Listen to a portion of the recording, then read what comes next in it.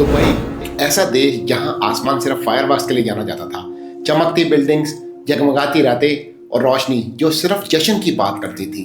दुनिया का business hub, सपनों का शहर। लोग यहाँ पैसा बनाने आते हैं, जंग से दूर भागने आते हैं। पर 28 फरवरी 2026 की वो रात, आसमान वही था लेकिन रोशनी अलग थी। ये फायरवर्क्स नहीं थे, ये मिसाइल्स थे। तो सवाल उठता है, दुबई ही क्यों?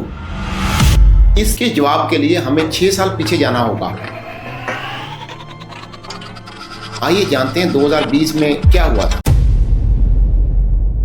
2020 में हुआ अब्राहम एकॉर्ड। यूएई ने वो काम किया जो इससे पहले किसी भी अरब कंट्रीज ने नहीं किया था। यूएई ने इजराइल के साथ हाथ मिलाया और इजराइल को कंट्री के रूप में रिकॉग्नाइज कर दिया। एम्बेसी खुली, फ्लाइट शुरू हुई, दोस्ती पब्लिक हो गई। ये सब देख के अरब दुनिया हैरान थी। धीरे धीरे पर्दे के पीछे यूएई और इजराइल एक दूसरे के और करीब आते गए। इजरायली डिफेंस सिस्टम यूएई की धरती पर तैनात हो गया। दोनों देशों की खुफिया एजेंसी एक दूसरे के संपर्क में आ गई और साइबर स्पेस में एक साइलेंट वॉर सीधा ईरान के खिलाफ। ये तो थी इजराइल एंड दुबई की फ्रेंडशिप की कहानी। अब बात करते हैं अमेरिका एंड दुबई की फ्रेंडशिप के बारे में। जैसे कि आप सब जानते हैं 1971 में यूएई ने अपनी आज़ादी ली और अमेरिका सबसे पहले देशों में से एक था जो उसके साथ खड़ा हुआ।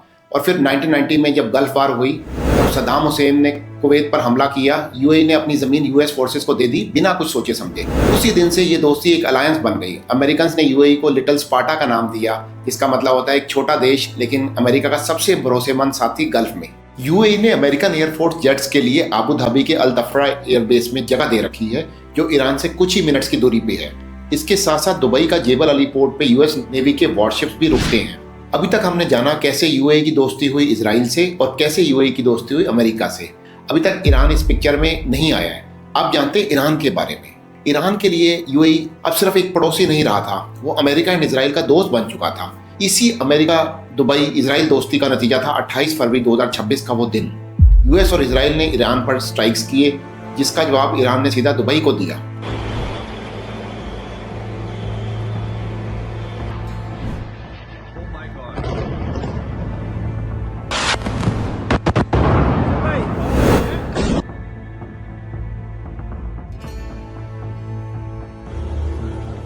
दुबई के पाम जुमेरा के पास ब्लास्ट की आवाज सुनाई दी।